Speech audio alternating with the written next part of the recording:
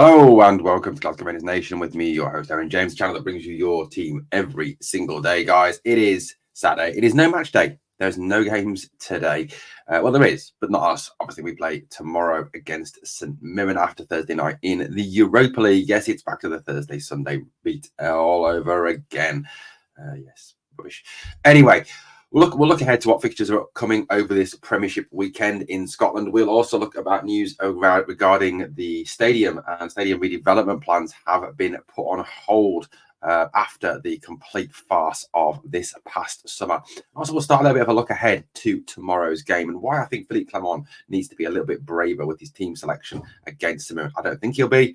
I think he'll be a good old stubborn, boring Philippe Clement, but let's see what happens anyway. Right, so let's start with a bit of team, obviously a bit of match news. We've got a number of games taking place today and a number of games taking place tomorrow, and even split, in fact, in the SPL with 3 today and 3 tomorrow.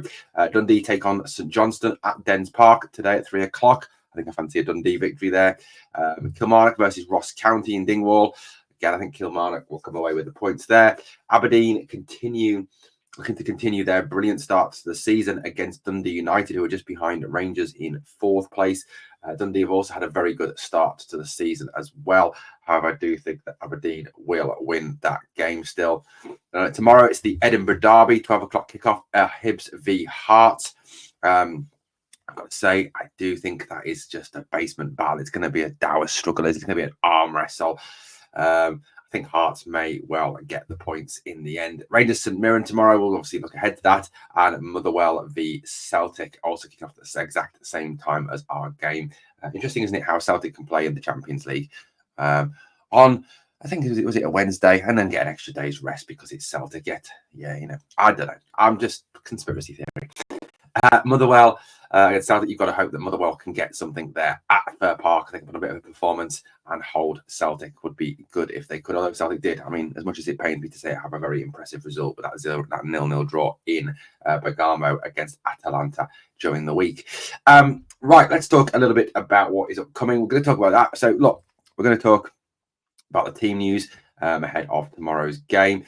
But let's focus a little bit on some news around the stadium. John Gilligan sat down with supporters representatives, the latest fan advisory board, and he talked about stadium improvements. Now, we all know that these stadium improvements that underwent last year were an absolute farce, with initially, obviously, guarantees that Rangers would be able to return to Ibrox at the start of the season. There would be no disruption, etc., etc. However, we all know how that one ended up. It ended up in a complete and utter farce that left the board with a massive amount of egg on their face, and yet more kind of, allegations of incompetence swirling around them.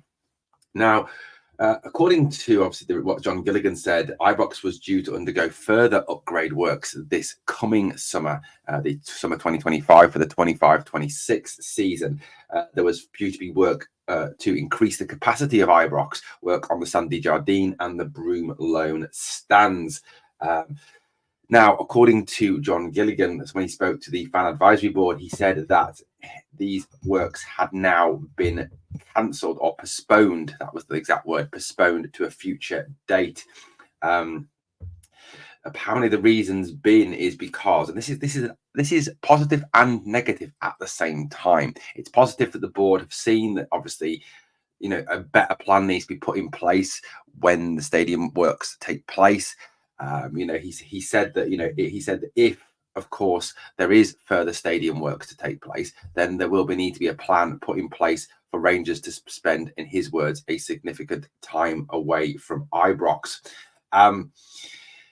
He said significant lessons had been learned from the cock-up as well, which is reassuring because there was a fucking major, wasn't there? It was an absolute embarrassment from the club.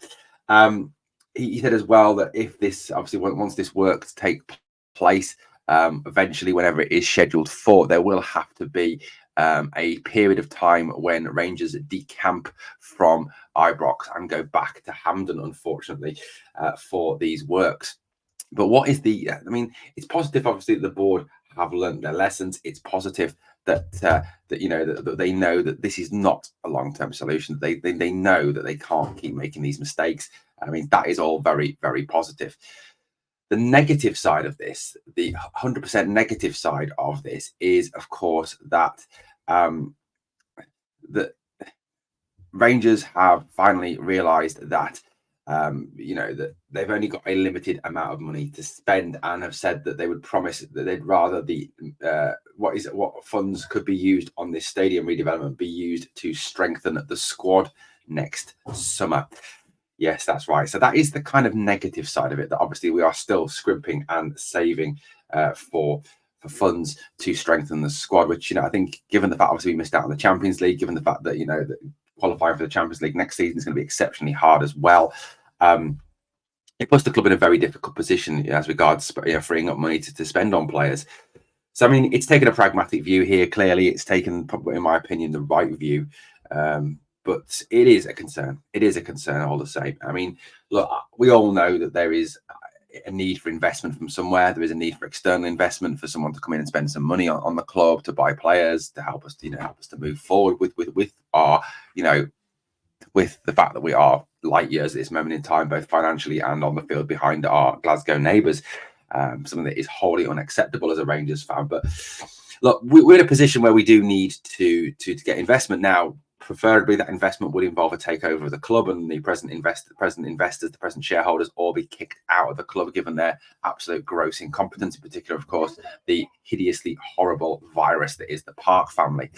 But you know what it is? It is a situation that obviously is ongoing, and I think until Rangers get back into the Champions League, until they become an even more, I mean, we are an attractive proposition, don't get me wrong, but an even more attractive proposition with Champions League football on the table. I think the chances of a takeover are very slim at this moment in time, unfortunately.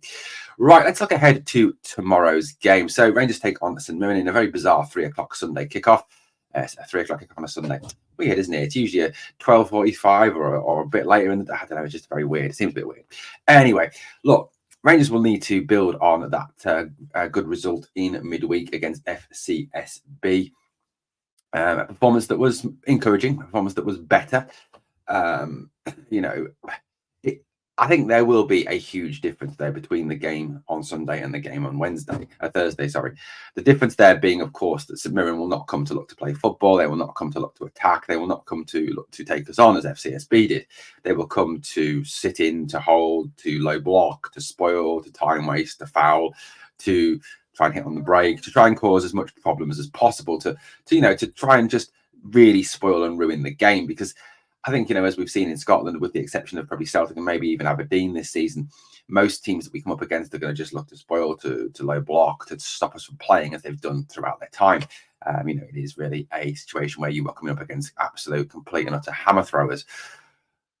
I honestly believe that the manager needs to be a little bit brave with his team selection tomorrow. I mean, so what I've done here is I've put on the left-hand side of the screen, as you look at it, what I think Clement's team will be.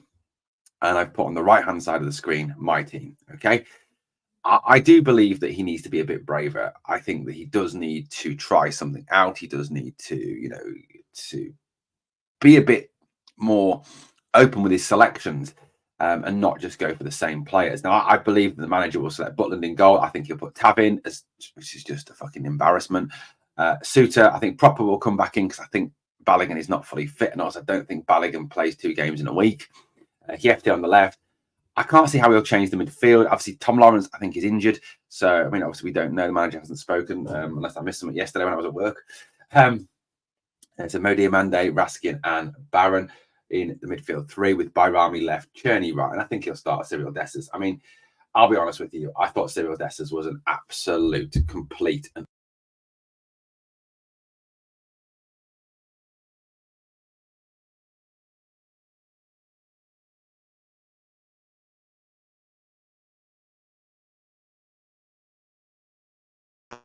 that Cyril Dessers is not good enough to play for Rangers, that he genuinely is a very, very poor player, a poor footballer.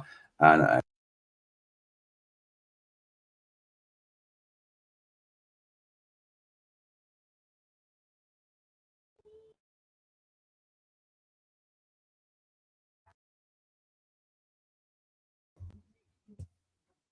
So I do believe that.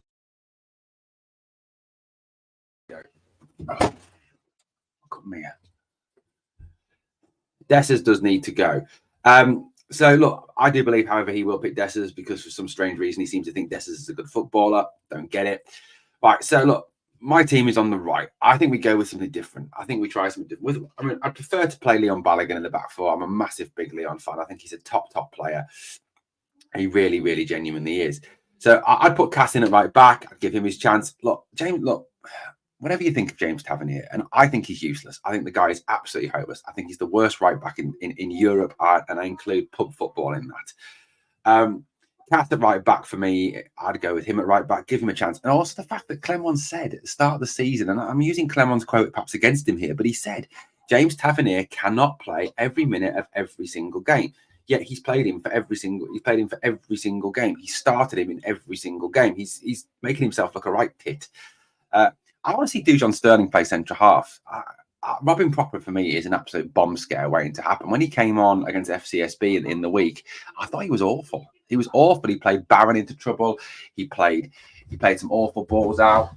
He looked very defensively uncertain. I just don't rate the guy in the slightest. I genuinely don't. I think he's an absolute bomb scare. Let's see what Sterling, I think, can play centre half. So let's put Sterling in there. I mean, NCR will be nice, but I don't think he'll use him. Hiefte at left back is a given. Hiefte's been great. Barron and Raskin. Raskin was brilliant, absolutely brilliant on Thursday night. He was my man of the match. I really, really rated Raskin and his performance. I mean, his stats from that game were fantastic. I mean, he got an 8.2 rating. He had an 83% pass accuracy, 52 out of 63. He created one chance, had 82 touches, 1 out of 2 successful dribbles, 5 passes in the final third, 4 from 6 on his long ball accuracy, won half of his tackles, 1 interception, 13 defensive actions, 13 recoveries, 10 ground duels won, and won. He was very, very good indeed. So, look, I think, he is a quality player. Barron also was absolutely brilliant on Thursday night. Absolutely fantastic. So good. So good. Cheney on the right. I want to see Lovelace on the left. Let's give Lovelace a bit of a run out. He got a run out on in the last sort of 15, 20 minutes against FCSB. Let's see how he does, in a league game. And last time he played St Mirren, I remember him playing against St Mirren last season. He was very good against them. He created one of the goals before, unfortunately, he went off injured. Give him his chance. Give him his chance. I mean, let's face it. Bayrami, to me, looks lost on the left. He really genuinely does. Put Bayrami back in the best position he plays, in the 10 role, and let's go with that. Let's see how it goes. I mean, realistically, yes, Cortez plays out there when fit, if he's ever fit. But there we go. Hamza up top. Look, I just feel that Hamza, we need to put Hamza in there. Let him build on his confidence is going to be absolutely sky high after Thursday.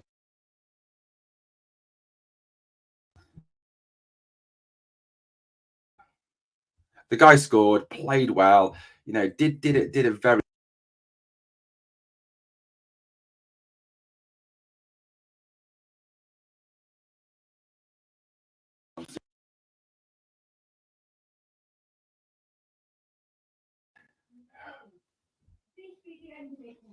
Let's have a look at Hamza. Let's look at how he does. I mean, like I said, his confidence is going to be absolute. Put him in there. Give him the chance to play. Let's see how he does. It's like I said, it's fear of sounding really ridiculous. It's only St Mirren. It really is only St Mirren. So I'd like to see him get his chance to play. Really would. Let me know what you think of the team. Let me know what you think of the stories we've covered in the video today. Drop me a comment. I don't know what is going on with the microphone at the end there. Literally, it's just turning itself on and off. Thank you for watching Glasgow Rangers Nation, guys. As always,